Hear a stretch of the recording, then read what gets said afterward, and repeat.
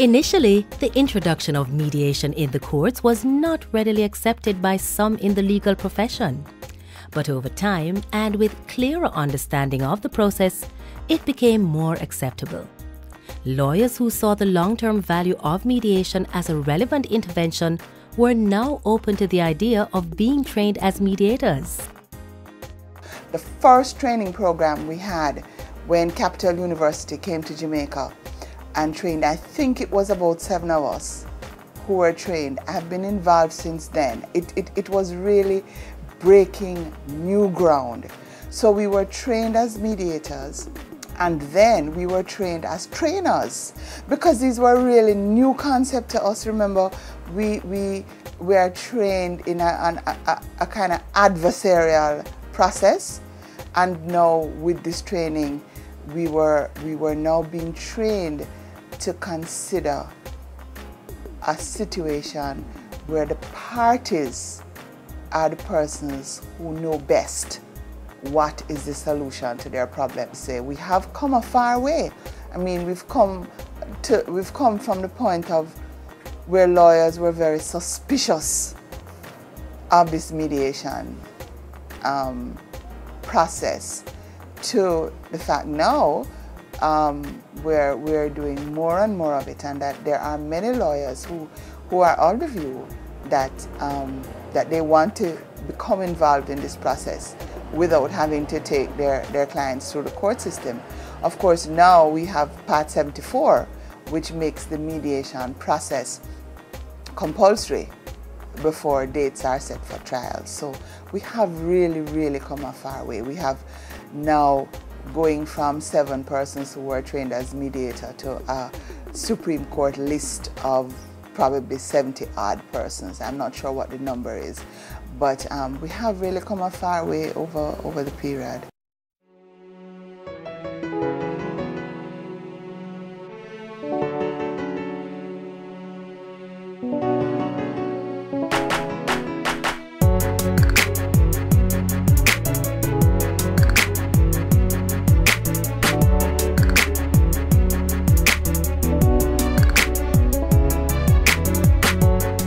From the start, DRF focused on ensuring that access to the services offered was within the reach of people from all walks of life. DRF has 4 divisions.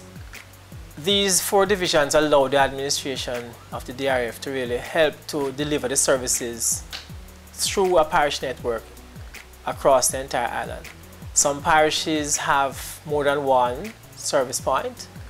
Now, these service points are really a collaboration between ourselves and persons who have trained in the different parishes to deliver the services of mediation to the court, to the public in general, to specific actors, you know, the police, different agencies who would require our services. These services range from, say, 1 person operating a mediation center, in which they come on a specific day, say on a Friday, and they offer mediation services to the public, to a well-organized peace and justice center, in which you have a central administrator plus a roster of mediators. Some mediation centers offer Supreme Court mediation. So at Camp Road here, we offer Supreme Court mediations, we offer RM mediations, we offer restorative justice, arbitration services when they're requested, youth program services. In other parishes such as St. Anne, you have some amount of Supreme Court mediations, predominantly RM mediations, both of the criminal and the civil division type. And in Montego Bay, you have a similar setup. And that basically gives you a sense of what the parish network looks like and the kind of services that's being offered. So we're talking about 18 service points, but it could be more than 18, because as a matter of priority for the DRF, we want to ensure that citizens in every single parish, I wouldn't go as far as in every nook and cranny, but in every single parish, would have access to high quality mediation, arbitration, restorative justice, youth program services, wherever they are. Throughout the DRF's journey, key international partners have given their invaluable and generous support to the services and programs that are produced to encourage the upliftment of underserved communities. So we have had the good fortune to have worked with a number of international development partners over the years on a wide range of projects, sometimes in partnership with other entities, such as the PMI, such as PALS, Violence Prevention Alliance, Sistrin, KRC, RISE, a number of other entities. So we have worked, for example, with UNDP. We have worked with UNESCO to develop a program for inmates in different facilities. With CEDA, our biggest first project after USAID startup project was the Social Conflict and Legal Reform Project. Now, as we have gone forth, there have been a number of communities we have worked in all across Jamaica.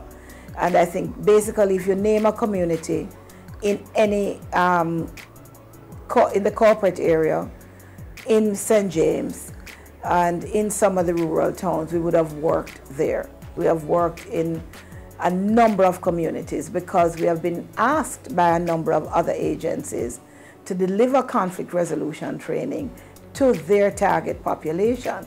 So we are a service provider directly to communities as well as to organizations and institutions. The work with the Jamaica Social Investment Fund, for example, has seen us working in perhaps 20 different communities. Work with the European Union has been very interesting because it's taken us into a different way of working where it's complementary to a number of other programs.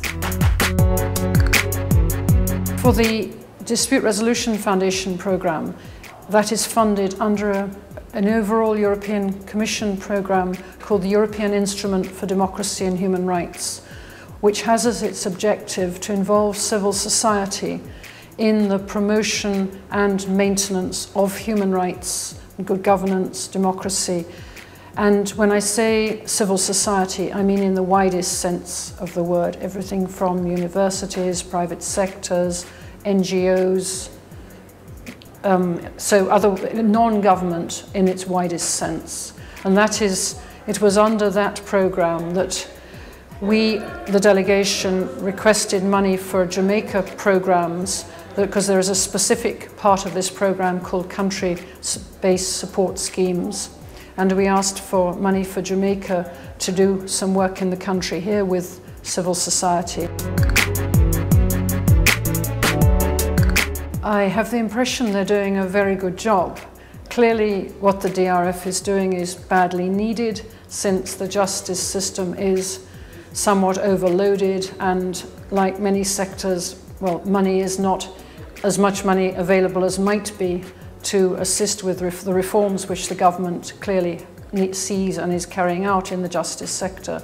So the DRF, in contributing through their work to speedier, less costly, and hopefully less vexatious, less irritating, less aggravating solutions to justice, and hopefully fair solutions as well, I think they have a very important role to play.